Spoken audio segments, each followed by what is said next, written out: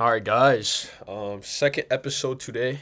Um, yeah, today I did not wake up. I slept at like 3 a.m. So I just like, nah, I'm not waking up today. I'm not gonna lie. And that's completely fine. Um, but yeah, let's just get into trade. This is what I would have took. I hopped on later and I seen what I would have took. Okay, now guys, I don't have a premium. I don't have a trading view. I don't have the thing yet. But it doesn't really matter because usually I wake up at 9:30, so it'll be nine. If I wake up at 9:30, then it'll be 9:20 since it's a 10-minute delay. So it's the actual data, but I don't enter the trade. I usually just set up where I would enter usually. But I know today I did not wake up. So afterwards at like 12, I woke up and I'm like, okay, I seen this beautiful setup here. So we were very bullish in the hourly. So on the hourly time frame, um, we had this draw. We had previous day highs right here, and then more draws up there. Um, this is my B spot, by the way. This is where I would have won BE. Let's get into the trade right here. Okay, so, bro. Okay, guys, sorry. Okay, so right here, clean entry right here. I'm not gonna lie, clean entry. So right here's a 15-minute gap. Um, I have to keep going through. I can't even like show ES. I have to like tap on ES to show you guys. But anyways. We have a 15-minute gap on ES, 15-minute gap on NQ. We both tap the 15-minute gap right here, as you can see. So 15-minute gap created right here. So we tapped the 15-minute gap right here. A bunch of people got probably entered off this. But as you can see here, NQ also tapped that 15-minute gap. But this is low key. This is pre-market. So this is 9:30 right here. So 9:30, we literally come down here.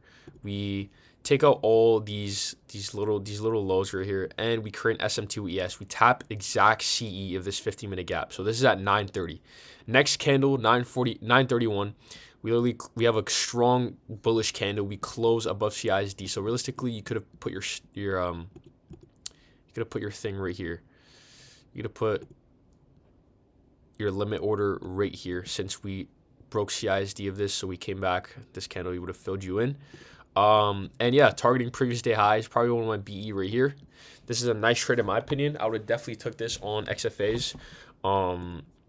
And yeah, next trade also would have been this. So a similar situation happened like this last week, where we retrace into a I have to draw it for you guys. We retrace into a 15-minute gap or a 5-minute gap. I think it was 5 or 15-minute gap. Here, let me I think it was this right here. So 15-minute gap.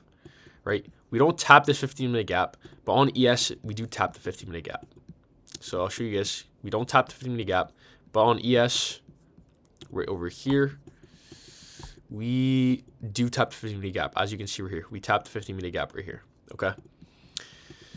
Now, coming down here, right?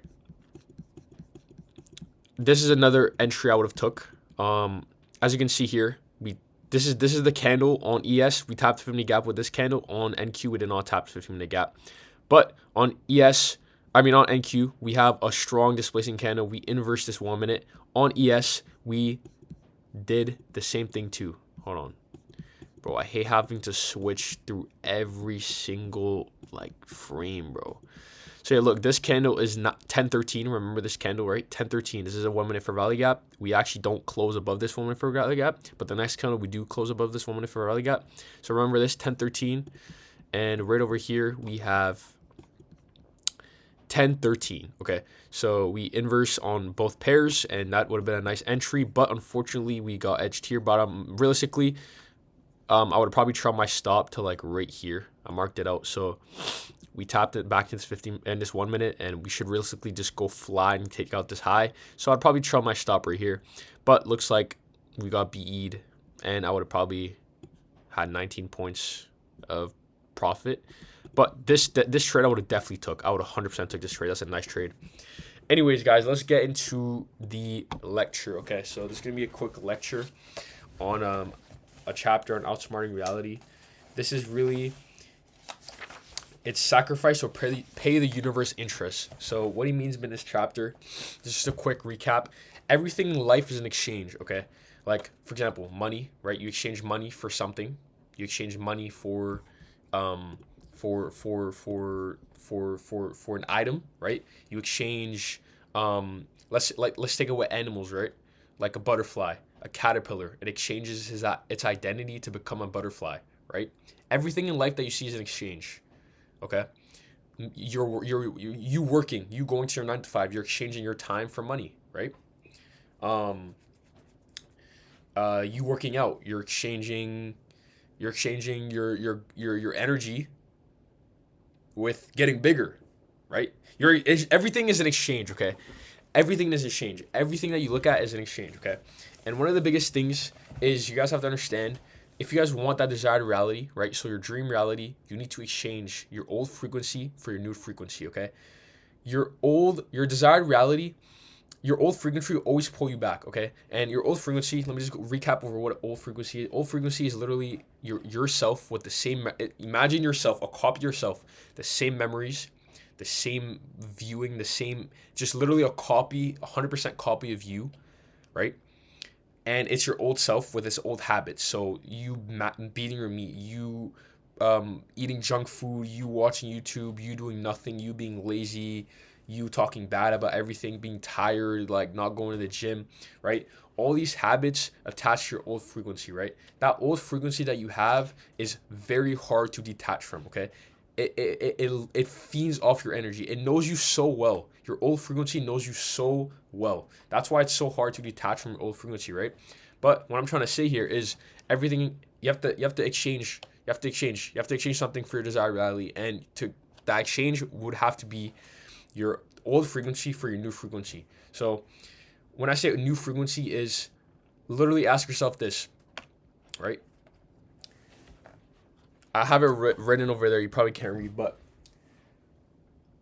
how would the version of you in your desired reality feel, think, or look about this whatever type of situation it is? Okay, how would your frequency in your desired reality, so the person that you want to be in your desired reality, how would you feel, look, analyze, or comprehend this situation that's in front of you? That's kind of how I think. So if I take an L and an eval, right, and if I take an L and an eval, I blew the account, I ask myself, how would my frequency in my desired reality react to this or feel about this, right?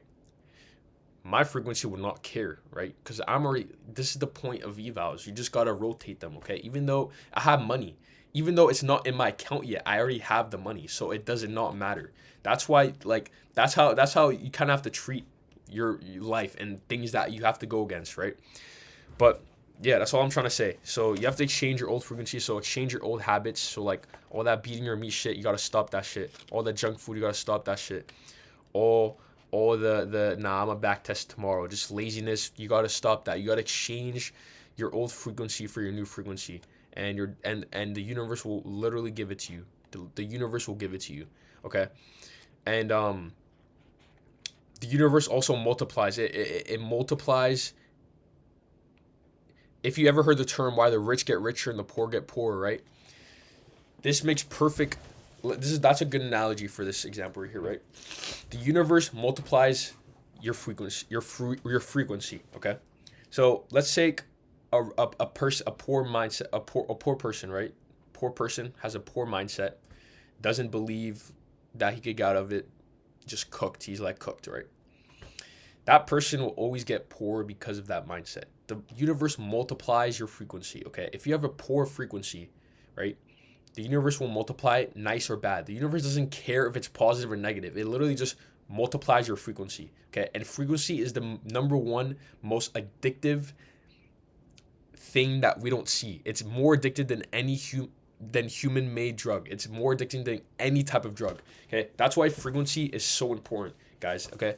And yeah. And the rich, let's take a rich person, right? The rich person has a rich frequency. Like, look, let's say you take all of his money, right? A person with like $1 billion, you take all of his money, he's back down to zero. You really think he's gonna go broke? You really think with that knowledge that he has, all that frequency that he has, you really think he'll just if you take all his money, he's just broke instantly? No, he knows a way, and he will figure out how to multiply that money and get back, right? Because it's the skill that he learned, and it's his frequency.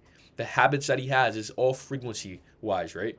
So the universe will multiply whatever frequency you have. Okay. Yeah, I think that's it for this chapter. These are all chapters that I read like 2 weeks ago. I'm not gonna lie, because I'm kind of ahead. So I'm kind of just kind of get a overview of the past 50 pages that I read. But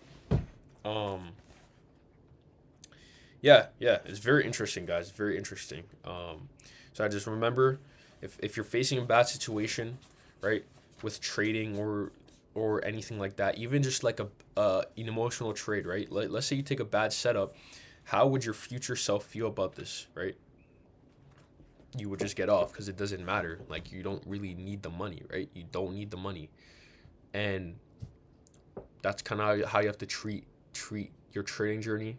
Treat it as it's your future self giving you advice in your present self.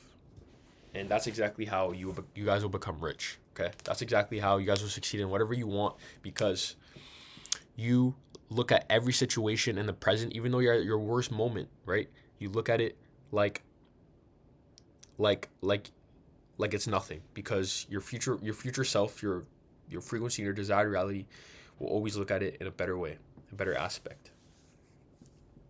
But guys, I'm gonna go. I have to go work.